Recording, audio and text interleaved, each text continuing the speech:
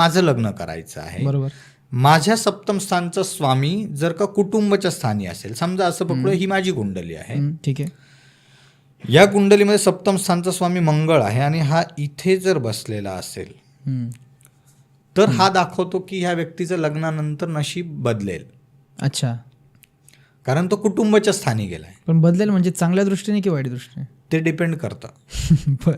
हां, किस्मत बदलती, अच्छी भी बदलती, बुरी भी बदलती. हां, जसं आता इथे विचार करायला गेलं या कुंडलीमध्ये, तर मंगळ जिथे गेलाय ना ती राशी मिथुन राशी, बुधची राशी आहे. मंगळ आणि बुध हे एकमेकांचे शत्रू आहेत. अच्छा.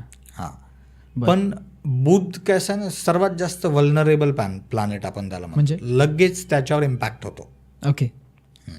कारण बुध म्हणजे छोटा मुलगा समजतात त्याला जर का कोणी चॉकलेट दिलं की तो तसा वागणार, त्याला कोणी मारलं की तो रुसून बसणार. ओके. तसा तो प्लॅनेट आहे. आता तिथे मंगळ सारखा ग्रह ज्याला होता, मंगळ म्हणजे सेनापती आहे. तर ते दोघांचं त्याच्यामुळे जुळत नाही. ओके. तर अशा व्यक्तीचं नशीब आता चांगलं की वाईट, आता हे आता आणि इतक्यावरच नसतं, या व्यतिरिक्त म्हणजे एखाद्या प्लॅनेटचा आणखी त्याच्यावर दृष्टी पडत असेल, एखाद्या शुभग्रहाची दृष्टी पडत असेल तर त्यावरनं पण गोष्टी बदलतात. समजा आता ग्रहांच्या दृष्टी पण असतात. असं दृष्टीबद्दल थोडंसं बोलू आपण. हां, हे जे आहे बुध, प्रत्येक ग्रहाची एक 7वी दृष्टी असतेच. आपण एकाच दृष्टीबद्दल बोलू. जो जिथे बसलाय तिथून तू पहिली दृष्टी पकडायची. आता इथे आपण बघूया 1 2 3 4 5 6 7. ओके. इथे 7वी दृष्टी आहे.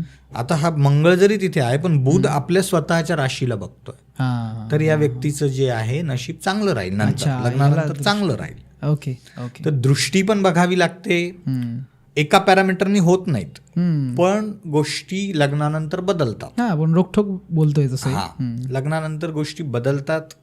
एक व्यक्ती तुमच्या आयुष्यात येते, त्याच्यामुळे पण म्हणजे आपण जर का ढोबळमानाने विचार केला, आपल्या घरामध्ये मूल झाल्यानंतर गोष्टी बदलतात. एक व्यक्ती लग्न करून आपल्या घरातून दुसरीकडे जाते, त्यानंतर गोष्टी बदलतात. आणि ॲस्ट्रॉलॉजिकली बघितलं तर या दृष्टीनं बदलतं. ओके. हां, एखाद्या व्यक्तीचा समजा 8व्या स्थानचा स्वामी दुसऱ्या स्थानी स्वराशीत असेल तर तो आणखी जास्त पॉझिटिव्ह वेने बदलतं. अच्छा. हे फक्त कुटुंबाचं स्थान नाही, धनस्थान पण म्हणतात त्याला. मग असं आपण बऱ्याच जणांचं बघतो की लग्नानंतर त्यांच्या नोकरीमध्ये खूप चांगली प्रगती झाली, त्यांचा बिझनेस खूप चांगला ग्रो झाला, तर ह्या गोष्टी घडतात. तर आपल्याकडे ज्या वेळेला कोणी व्यक्ती येतो तर मी ह्या सर्व अंगाने विचार करून त्यांना